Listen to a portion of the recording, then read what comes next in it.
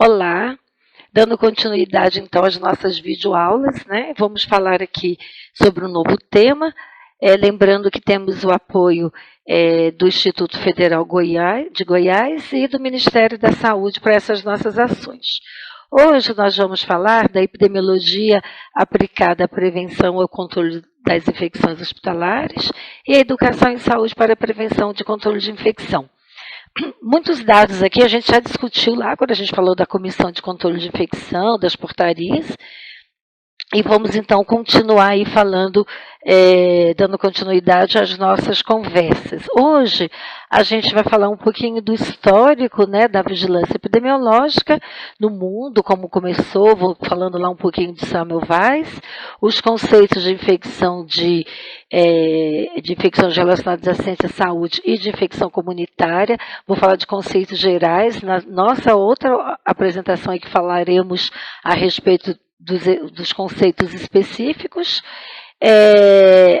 a aplicabilidade da vigilância epidemiológica, modelo de controle de infecção no Brasil comparado com os Estados Unidos e indicadores epidemiológicos. Então, lembrando aqui, né, de Samuel Weiss, foi o primeiro estudo epidemiológico feito no mundo, né, datado aí de 1847, quando ainda não se sabia que existiam micro-organismos. Esse é um estudo de vigilância epidemiológica.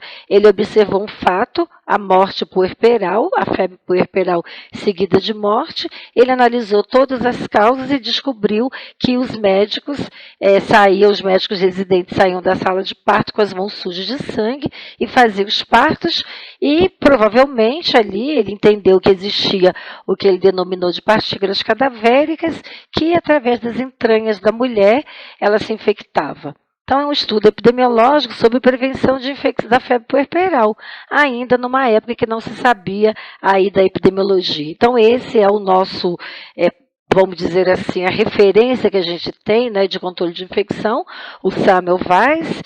Isso se deu no mês de maio, que ele colocou na porta das salas de parto, que a partir daquela data era preciso fazer a higienização das mãos, a lavagem das mãos com uma solução, né, que era uma solução, era um produto químico, né, não era lá água e sabão.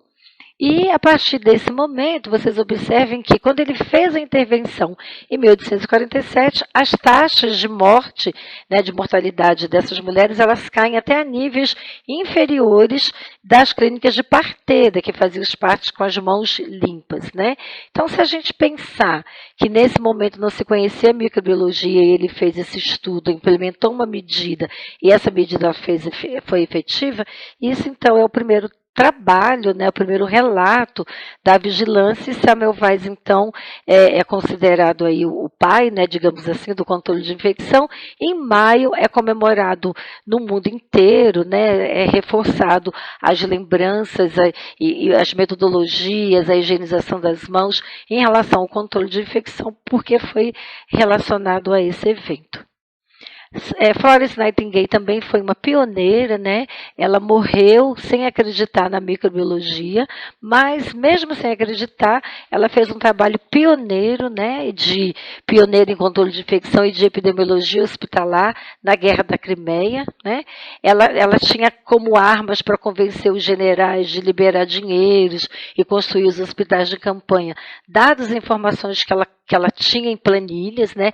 Vocês observem no lado direito do slide que ela tinha categorizado as doenças. Então, a primeira forma de isolamento, né, por categoria, se preocupava com a melhoria do atendimento médico e foi pioneira na utilização desses gráficos, e com esses gráficos ela apresentava os dados e conseguia então aí a atenção dos generais, e foi a ação desta enfermeira, né, que determinou a diminuição da mortalidade de muitos soldados.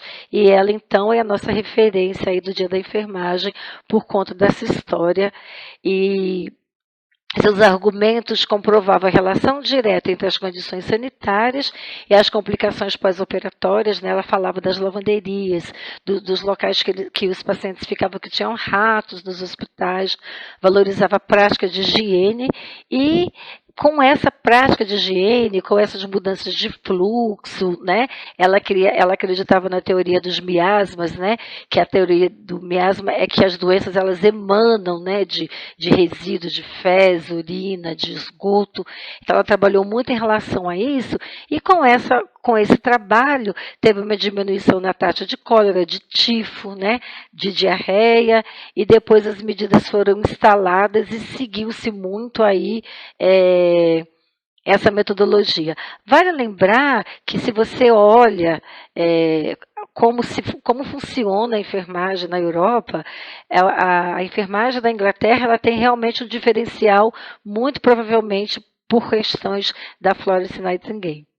Aí eu trouxe aqui para vocês só para a gente olhar, né, assim, todas as pessoas, os cientistas que estavam relacionados com a prevenção de infecção por diagnóstico, porque descobriu antimicrobiano, porque teve ações epidemiológicas, mas nós tivemos aí na nossa história bastante pessoas, cientistas, estudiosos que contribuíram. Bom, em relação a diagnóstico das infecções, né? A gente precisa entender o que são as infecções relacionadas à assistência à saúde, né? As IRAs. As infecções hospitalares ou infecções nosocomial, como está na portaria, também as infecções ocupacionais, elas são infecções relacionadas à assistência à saúde, né? Por quê? Porque o profissional, ele está prestando uma assistência, ele está dentro de um estabelecimento de saúde, ele adoece, ou por uma meningite, ou por uma infecção por o vírus HIV após um acidente de material biológico, né? Então, isso tudo, esse conjunto, são as infecções relacionadas à assistência à saúde. E essa assistência à saúde, né, quem esses locais? Né?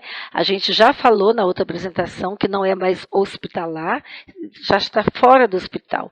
Então, a gente tem de serviços de saúde de hospitais formais, clínicos, cirúrgicos, de emergência, centro de diálise e quimioterapia, centro de reabilitação, ambulatório, casas de longa permanência, que são chamadas de LPI, cuidados em home care, né? Tudo isso tem que envolver preocupação com a segurança do paciente, com a equipe, com a saúde da comunidade. Se a gente olhar aqui, eu deixei para vocês essa escadaria, que é a evolução da prevenção e controle. Para que a gente tenha sucesso, algumas medidas a gente tem que implantar, né? A vigilância epidemiológica de resultado, estrutura e processo tem que fazer parte do nosso trabalho.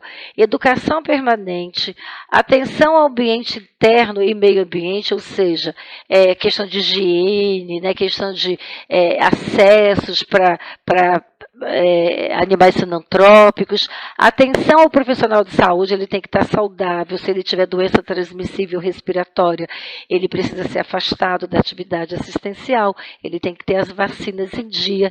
Então, o profissional de saúde ele tem que ser atendido e ação de prevenções variadas, como infecção de corrente sanguínea, catéter, pneumonia. Essas infecções, algumas podem ser modificadas, né, e outras não. Quando eu tenho uma íris que não pode ser modificada, ela tem um risco intrínseco, é um risco que é do paciente. Um paciente imunossuprimido, por exemplo, que fizer uma diarreia, né?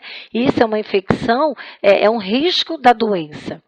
Essas infecções, elas não conseguem ser eliminadas nas nossas medidas de prevenção, mas elas podem ser controladas. De que forma? Identificando rapidamente.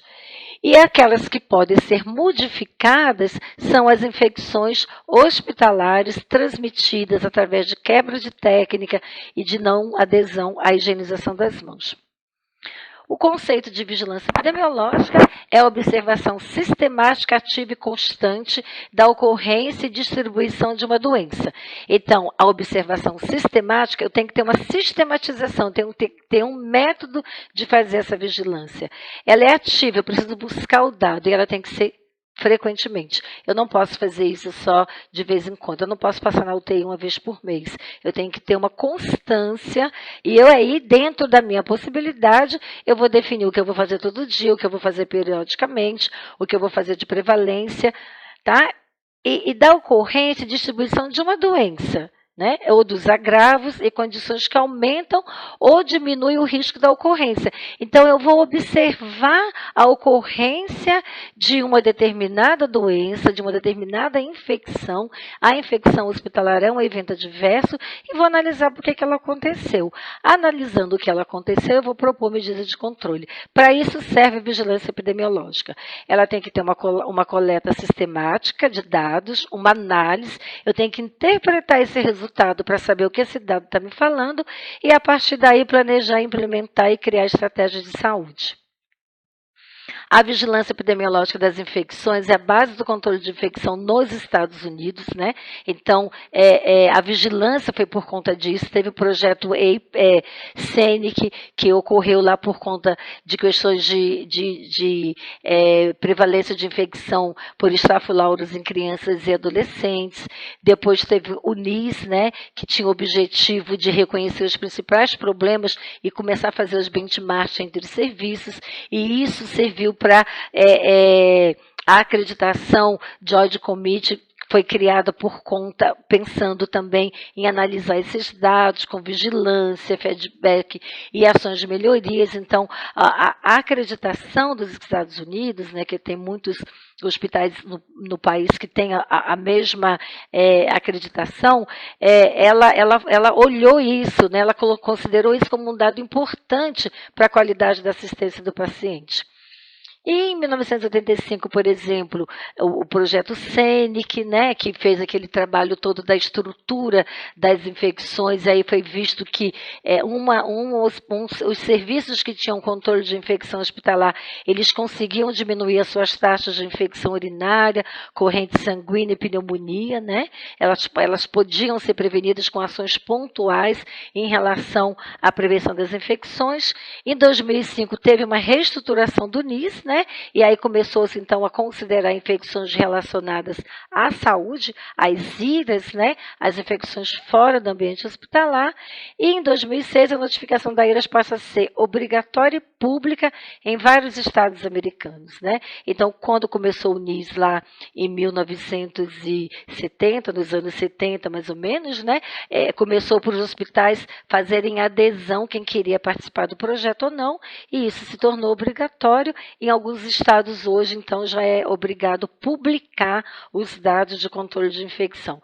Isso é muito forte nos Estados Unidos, inclusive com questões de processos. Bom, quando eu conheço a realidade, né, específica, através da vigilância, eu vou fornecer, então, a melhoria da qualidade. A vigilância, ela está envolvida em alguns tripés, digamos assim. A vigilância epidemiológica, que é quando nós vamos acompanhar sistematicamente a coleta de dados, vamos tabular esses dados, analisá-los, interpretá-los e fazer o feedback. Também em relação à saúde ocupacional, a educação continuada com a revisão de rotinas, porque a ciência pesquisa, modifica critérios, o que nós aprendemos há algum tempo a gente precisa aprender de novo, e a saúde ocupacional. Os indicadores, eles são relações numéricas que visam estabelecer medida de determinação de ocorrência de uma situação. Ou seja, quando eu estou falando de indicador, eu estou falando de um número, né? Então, esse número, ele vai estabelecer, ele vai determinar uma ocorrência, né?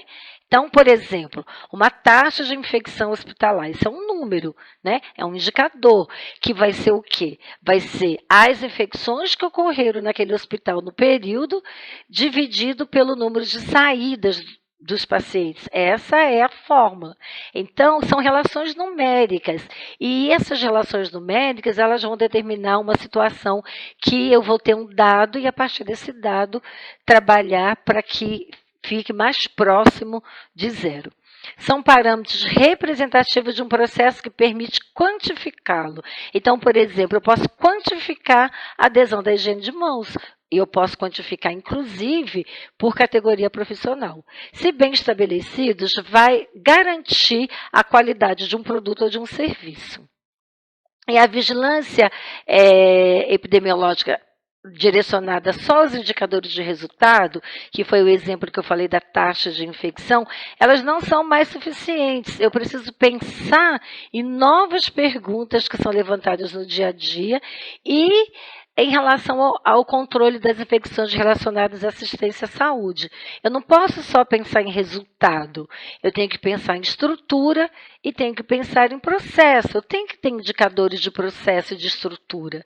Eu quero que as pessoas tenham, no resultado, uma ótima adesão da higienização das mãos, mas eu não tenho estrutura, eu não tenho álcool no ponto de cuidado. O sabão que eu uso no hospital é de uma qualidade muito ruim, né? Então, se eu não tiver uma estrutura muito bem organizada, pode impactar no meu processo, né? E pode impactar no meu resultado.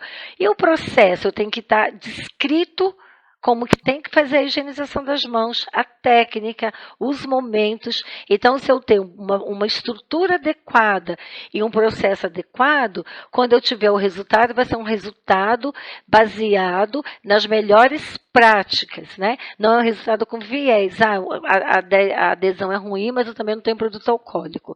Então, a gente tem que pensar nesse indicador de qualidade, estrutura, processo e resultado. Esses indicadores de qualidade, como que eles vão ser representados? Quando eu falo do indicador de resultado, apresenta informações sobre as ocorrências. Ocorrência de queda, de febite, de íris, né? Infecção de corrente sanguínea, pneumonia. Quando eu falo de indicadores de processo, apresenta informações sobre os passos que determinada ação tem que seguir. Então, eu tenho uma taxa de infecção elevada em relação ao catéter central, em relação à infecção de corrente sanguínea. Eu vou olhar lá o meu processo, né? Passagem de catéter vesical, por exemplo. Eu vou olhar o bando. Então, o bando está feito, as pessoas estão aderindo, vou auditar onde é a falha. Então, vamos imaginar que a falha seja porque, sei lá, a empresa que fornecia o campo deixou de fornecer e agora as pessoas estão adaptando o campo para cobrir o paciente. Ou pode ser o produto alcoólico que tem algum problema. Então, se eu vou olhar o processo, tá? Eu vou saber se o que foi determinado no POP, o que foi treinado, o que foi consolidado, ele realmente está funcionando. E quando eu penso em indicador de infraestrutura, eu vou olhar lá RDC 50, que vai me dizer quais são os problemas de área física, de fluxo, de materiais, né? Pensando em centro cirúrgico, farmácia, RH, unidade de terapia intensiva, pensando em central de materiais que tem toda uma infraestrutura e uma portaria específica para fazer controles de fluxo de materiais, inclusive do tratamento da qualidade da água. Então, quando a gente fala em indicadores, nós temos que pensar em tudo isso e mostrar isso nos nossos feedbacks.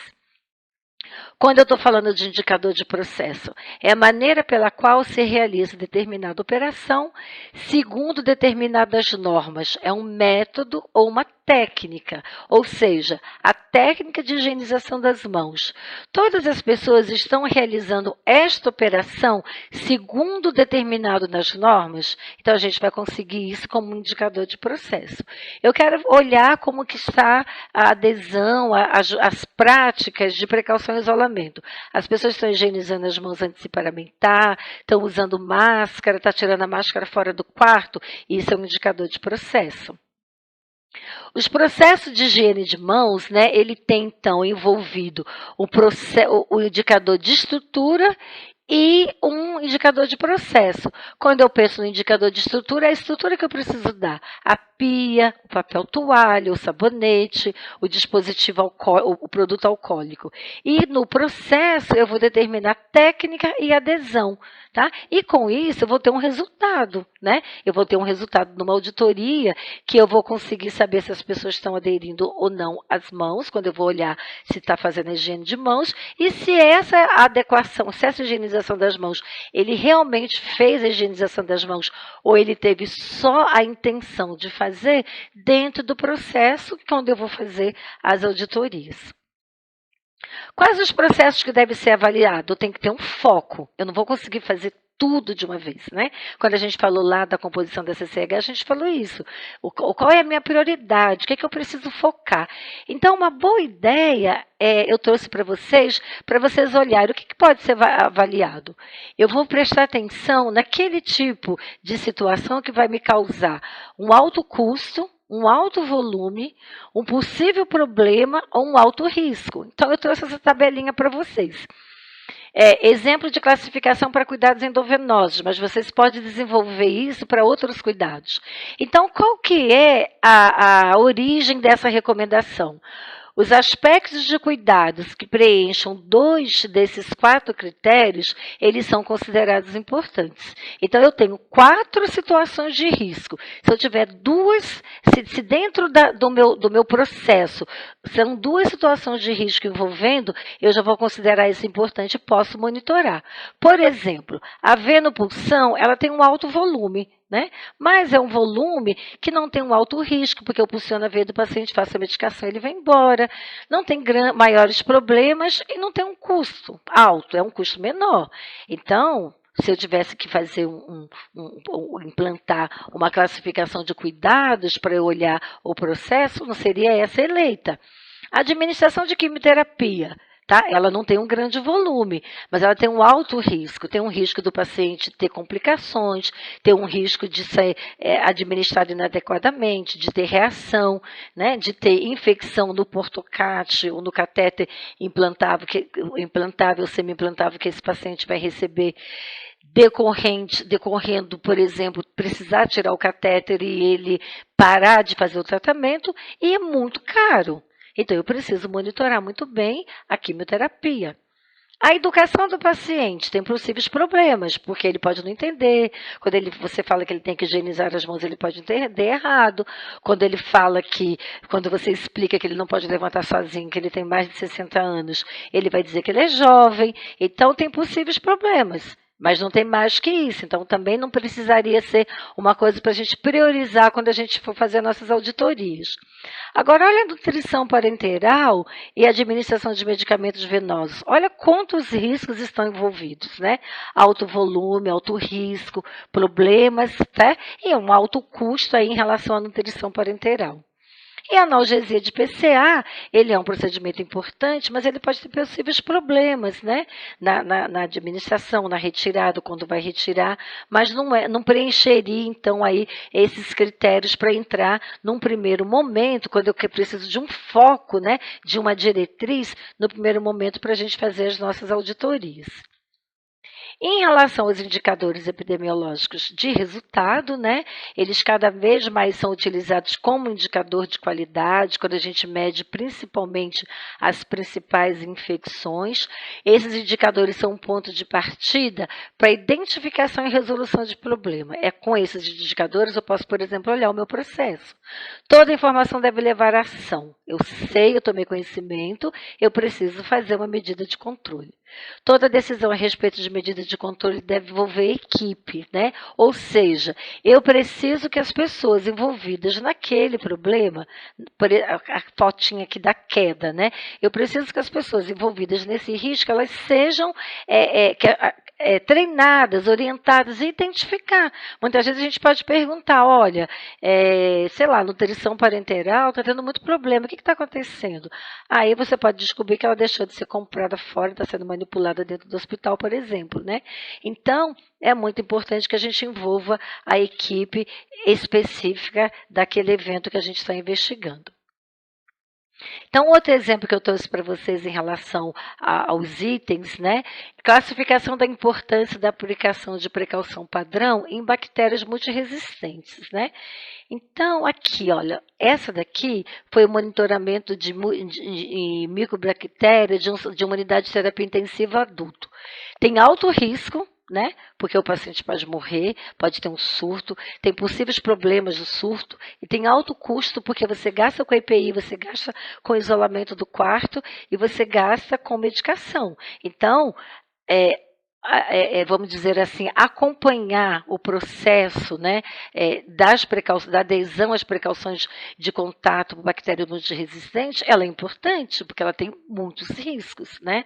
E a gente espera que não tenha um alto volume. E aí a gente pode trabalhar nesse caso, tanto com o indicador de resultado, né? Saber qual que é o número de micro-organismos resistentes no hospital, e a gente pode definir os micro-organismos e os setores, né? E depois trabalhar com o processo para saber se existe aí uma adesão a essas medidas. E também ver a estrutura, né? Eu ofereço toda a estrutura necessária para a precaução de contato. Eu trouxe para vocês aqui um exemplo de indicador de processo, tá? Depois, se vocês quiserem pegar o estudo para ler na íntegra. Esse estudo ele foi feito na Inglaterra, no Hospital Queen Elizabeth, e eles foram olhar catéter. Os padrões de cuidado pós-inserção de catéter, eles foram acompanhados durante 28 dias, porque muitas vezes a gente monitora a implantação do catéter, mas depois não quer saber se as pessoas higienizam a mão, faz fricção no hub do catéter. Então, eles foram olhar isso. Eles observaram 28 dias, com uma observação uma vez ao dia, em unidade de clínica médica, cirúrgica e UTI. Todos os funcionários haviam recebido treinamento para os padrões da prática. Então, primeiro eles fizeram capacitação. Padrões observados. O que eles foram olhar? Tampas e conectores adequados, estão rosqueados, se são sistemas fechados, se os curativos estão intactos, se está úmido já não entra aqui, já entra como não conformidade, se os lumes são permeabilizados, porque a gente sabe que a presença do sangue propicia a proliferação microbiana, e sinais de infecção no sítio do acesso vascular ou a infecção de corrente sanguínea. Eles aplicaram um questionário de conhecimento para os enfermeiros e para os médicos dos cuidados na inserção e pós-inserção. Então, eles primeiro foram observar os cuidados, né, depois de 28 dias, mas também eles queriam saber se as pessoas envolvidas naquilo, qual de conhecimento eles tinham. E aí os resultados, né, em relação ao cuidado desse catéter. Então, 5 setores foram avaliados, totalizando 392 pacientes. 27% desses pacientes utilizavam catéter venoso central numa média de 4 dias, variando de 1 a 20. 80% dos catéteres eram em jugular, 12 em subclávia e 8 em femoral. Quando a gente olha a literatura, né, o que é recomendado é fazer catéter subclávia seguido da jugular, porque diminui o risco de infecção, principalmente pacientes submetidos à ventilação mecânica. 48,8% de não conformidade, então vocês observam que a não conformidade era muito alta. A UTI foi o que apresentou o maior grau de não conformidade, o menor grau de não conformidade, e a gente pode até pensar nessa questão de profissional de saúde para número de leitos. E o principal problema encontrado foi a inadequação da manutenção das tampas e conectores, além do curativo. Então, era o curativo e era esse conector fechado ali. Tá? E isso foi o que eles viram. E qual foi o resultado do questionário? Quando se perguntou para as pessoas, 56 profissionais responderam esse questionário e a conformidade nas respostas variou de 100% em relação à higiene de mãos. Então, todo mundo sabia que tinha que higienizar as mãos para manipular os artefatos. O uso de aventais estéreis para passar o catéter, 89% das pessoas responderam que sim. O uso de CHG, que é a película, né, de clorexidina, o produto alcoólico de clorexidina e a película, 89%, sendo que a recomendação, que a gente tem diversos estudos falando que a clorexidina é melhor que o PVPI para a prevenção de infecção de corrente sanguínea, naquela porcentagem lá de 2%. O uso de preparações com iodo, 38%, né? E o uso de máscara para afastar o catéter, 20%, e evitar catéter na femoral, 73% das pessoas sabiam. Mas se você olhar do lado, 8% passava catéter na femoral. Então, esse foi um estudo que é para a gente dar uma olhada o processo. Eu quero saber se depois que eu treinei, as pessoas compreenderam e aderiram. Esse daqui é um exemplo de indicador e avaliação de estrutura e de processo no centro cirúrgico, né? Foi aplicado um questionário, 56 profissionais responderam esse questionário e a conformidade nas respostas variou. Então, foi perguntado de higiene de mãos, então todo mundo sabe que tem que higienizar as mãos. O uso de avental estéril, 89%. Então, vocês imaginam no processo do centro cirúrgico alguém achar que o avental não precisa ser estéril. O uso de clorexidina e o uso de preparações alcoólicas, então a preparação alcoólica aí a clorexidina complementava a paramentação alcoólica, o uso de máscara, 20% no centro cirúrgico, era um processo do centro cirúrgico, e evitar passar catéter na femoral, 73%. Então, esse aqui é um exemplo que a gente pode observar. Eu olho a estrutura e eu olho o processo de trabalho. E eu deixo aqui para vocês algumas recomendações que vocês podem incluir na sua sugestão, baseada no estudo da Larson. Inclua em suas intervenções ações ou pessoas que têm uma forte influência no comportamento do grupo-alvo. Então, muitas pessoas falam que é o profissional de ligação, né? Que é o positive deviance, mas é muito bacana a gente ter isso. Essas pessoas que todo mundo segue, essas pessoas que têm ideias bacanas, que todo mundo adere, você deve ter isso na sua equipe de trabalho. Essas pessoas, elas são fundamentais para serem envolvidas nesse processo, porque ela vai dizer e as pessoas a admiram e tendem a aceitar melhor a orientação. Considere isso num contexto organizacional, inclua no seu trabalho comunicação, participação, o envolvimento da liderança, porque o subordinado ele vai olhar para a liderança que está fazendo. Então, ele tem que fazer, porque ele tem um exemplo, né? E a mutualidade, as pessoas que se ajudam, né? As pessoas que trabalham juntas, as pessoas que carregam ali aquela estrutura que dá ideia, que motiva. Avalie constantemente as suas intervenções e promova feedback. A minha intervenção foi positiva, eu fui adequada, eu fui agressiva, eu fui frágil, né? E dê o feedback daquela intervenção que você fez. E evite usar o termo aderência, prefiro termos que tenham sentido de participação. Ou seja, em vez da gente falar aderência, a gente vai falar, olha, vamos promover a melhoria da prática, né, da assistência, vamos promover a melhoria da adesão do pacote de prevenção de pneumonia, né, porque fica uma coisa mais de pessoas, né, e não individualizado. O que é bem feito e conhecido e muito bem estabelecido é que os indicadores de resultado, eles vão dar para a gente a taxa de densidade de incidência de infecção de corrente sanguínea associada a catéter, de infecção de trato urinário associada a catéter vesical e de pneumonia associada à ventilação mecânica. Ou seja, eu tenho uma densidade de incidência, eu tenho número, eu tenho a taxa de casos novos desses eventos. Em relação à vigilância epidemiológica, como eu comentei para vocês, ela envolve, né, não só a vigilância das infecções. Então, aqui nessa tabelinha, eu trouxe para vocês a vigilância epidemiológica em relação a IRAS, entender e explicar a frequência da doença e dos fatores de risco, esse é o papel da vigilância em relação a IRAS, e planejar e avaliar as medidas de prevenção. Quando eu penso em doença de notificação compulsória, essa vigilância ela vai permitir que a saúde pública tenha conhecimento de casos de dengue, de meningite que tem que fazer intervenção, de tuberculose, agora na pandemia dos casos aí de Covid, né? Então, a vigilância ela tem essa interface. Quando eu penso na vigilância epidemiológica em relação à qualidade, né? Entender e explicar a frequência de doenças e fatores de risco e planejar a ação e as intervenções.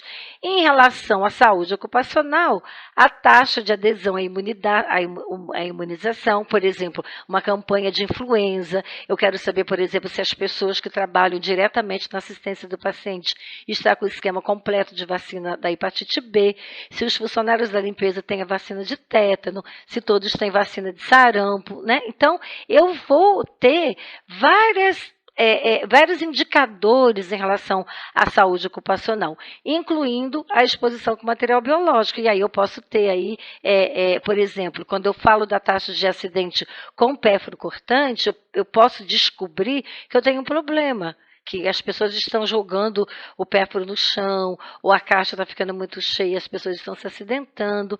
Então, pode-se fazer intervenção a partir desses dados. O que é importante na vigilância epidemiológica? Eu conhecer o objetivo da coleta. Eu estou coletando esse dado para quê? Então, quando eu coleto o dado da UTI, eu estou fazendo uma vigilância baseada em procedimentos, né? Então, o meu objetivo nessa vigilância é coletar dados para relacionar o dispositivo com a infecção. Eu vou traçar uma estratégia para receber e buscar as informações. Então, se a gente tiver, por exemplo, um programa, né, uma ferramenta que facilite isso, a gente tem uma condição de fazer essa análise mais próxima, né, e isso nos ajudaria bastante. Utilizar pessoas treinadas e sem conflito de interesse. Isso é muito complicado, porque as pessoas tendem a proteger os seus. Então, por exemplo, quando você combina com a equipe da UTI para fazer um treinamento, né? Ou para fazer uma auditoria de higiene de mãos. A pessoa tem que estar muito comprometida, porque senão ela tende a não observar adequadamente, a proteger aquela equipe. Então, as pessoas não podem ter o conflito de interesses, né? Interesses para prejudicar alguém ou para proteger. Utilizar critérios bem definidos, então a gente tem os critérios tanto no livro lá, né, no caderno da Anvisa, quanto aqui em São Paulo, acredito que no país todo, os estados, né, as comissões hospitalares estaduais têm os critérios locais, compilar todos os dados e divulgar através de feedback. Com esses indicadores na mão, a gente vai para as medidas de controle. Os indicadores permitem que eu reconheça o problema, eu faço uma medida de controle e eu continuo a vigilância para saber se essa minha medida de controle foi realmente produziu efeito. O que eu vou pesquisar? Os procedimentos mais comuns ou os mais frequentes? Eu vou tomar essa decisão. Eventos de maior risco? Procedimentos novos, por exemplo, começou a fazer cirurgia robótica no hospital. Vou dar uma olhada nisso. Referência de literatura para priorização e dados de comparação. Eu preciso de atualização. O profissional de controle de infecção também precisa se capacitar e se atualizar. E solicitação da legislação. Como eu comentei com vocês na outra aula lá de controle de infecção da legislação, o que está na legislação é para ser cumprido. Em relação à coleta de dados, ela deve ser realizada de forma uniforme, contínua, né? Eu tenho que definir um formulário, uma sistematização dessa coleta e análise dos dados e resultados divulgados para que as equipes colaborem nesse controle, porque se elas não são notificadas do que está acontecendo, elas podem falar que não sabem daquele evento. As definições elas devem estar escritas, os critérios eles devem ser claros. Utilizar as definições do CDC ou da Anvisa, tanto para o diagnóstico das infecções, né, como critério diagnóstico, como também para medida de controle. Definições imprecisas podem ocasionar conclusões incorretas. Então, o que está no critério deve ser seguido. Se a gente começa a falar, não, mas olha, veja bem, né, fica uma coisa muito imprecisa e as pessoas não compreendem adequadamente. Então, quando eu vou fazer um treinamento, eu tenho que estar muito embasada cientificamente para que a minha informação seja precisa. Essas definições elas devem ser aplicadas de forma consistente, né? E tanto para prevenir as infecções relacionadas à saúde, como as infecções comunitárias, porque nós também somos responsáveis pela notificação, pela vigilância das doenças que ocorrem na comunidade. Sempre falando em feedback, né? Esse feedback ele pode ser dado tanto se for positivo como se for negativo. A gente não pode só dar feedback negativo. A gente não pode ser aquela pessoa derrotista. Já vem ela falar que a minha equipe não higieniza a mão. Nunca vai dizer que a pneumonia baixou. Então, a gente tem que dar respostas positivas e negativas, através de relatórios, através de reuniões com a Comissão de Controle de Infecção, aquelas reuniões que a gente habitualmente faz, com os coordenadores. Se você trabalha com um grupo de suporte, muitos hospitais trabalham com um grupo de suporte de controle de infecção. Então, esse grupo de suporte ele vai permeabilizar essa informação. No jornal eletrônico, trabalho, simpósio, internet. Você tem intranet, né? Você pode deixar esses dados divulgados, se o hospital permitir, dentro da intranet para que as pessoas elas possam avaliar e tomar conhecimento. Tanto os dados, né, como os POPs. Implantar estratégia multimodais, a gente falando de novo de estratégia multimodal, porque uma estratégia única não vai adiantar. Então, por exemplo, quando eu penso em áreas críticas, eu estou pensando em pacientes de alto risco, né? Então, quem são esses pacientes? Pacientes que estão na unidade de terapia intensiva, neonatal, pacientes que estão em transplante de medula ou de órgão sólido, né? Nesse grupo, né, de paciente, todas as topografias de íris, e principalmente associada a dispositivos invasivos, eu devo compilar. Na verdade, se a gente for olhar a portaria, a gente tem que compilar tudo, né? E reportar só o que é pedido lá na legislação. Em relação a procedimentos cirúrgicos, eu vou olhar cirurgia limpa, passagem de catéter, né? Que está relacionada aí, como eu comentei com vocês, com todas as unidades do hospital. Eu vou seguir as pistas no prontuário, se eu tiver um prontuário eletrônico, se eu tiver uma ferramenta que eu possa entrar e procurar ali rapidamente o que eu preciso, um diário, uma coisa que me facilite, ao invés de eu ficar lendo muitas prescrições. Então, primeiro eu vou ver o diagnóstico admissional para saber como é que o paciente chegou. Submeteu a procedimentos invasivos, tem febre, quando que ele foi internado, olhar os exames microbiológicos, né, laudos de exame diagnóstico e imagem. Esse conjunto de pistas, né, vai me fornecer as condições de olhar o critério e definir se aquele paciente tem uma infecção ou não. E tudo isso eu preciso fazer, essa vigilância para a execução do programa, né? O programa de controle de infecção ele envolve os membros consultores e o serviço de controle de infecção, que são os membros executores. Se eu não tiver bem estruturado um serviço de vigilância, eu já não consigo executar o programa, porque o programa ele vem baseado nos dados que eu tenho. Tá? Então, resumindo, em relação à vigilância, primeiro, tem que ter a nomeação e um estatuto das pessoas envolvidas no controle de infecção. Tem que dizer, você faz controle de infecção baseado nesse documento. Tem que ter um programa escrito de controle de infecção que reflita a necessidade do seu serviço. A coleta e análise dos dados de uma forma fidedigna, seguindo o critério determinado pelo CDC, pela Anvisa, enfim. Indicadores de qualidade, então eu vou trabalhar também com indicador de processo e de estrutura, e certamente esses indicadores de processo e estrutura eles vão me dar condição para que melhore a prática da assistência do paciente, e não podemos esquecer do feedback. Dados não é para pôr no gráfico, é para ser apresentado e discutido e melhorado. Eu quero deixar para vocês essa mensagem. A parceria é uma reunião de pessoas para um fim de interesse comum.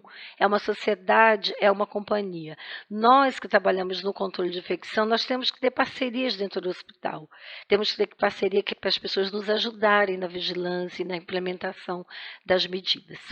Então, era isso que eu gostaria de falar para vocês. Deixo aí para vocês as dúvidas que podem nos encaminhar e até a nossa próxima videoaula. Muito obrigada!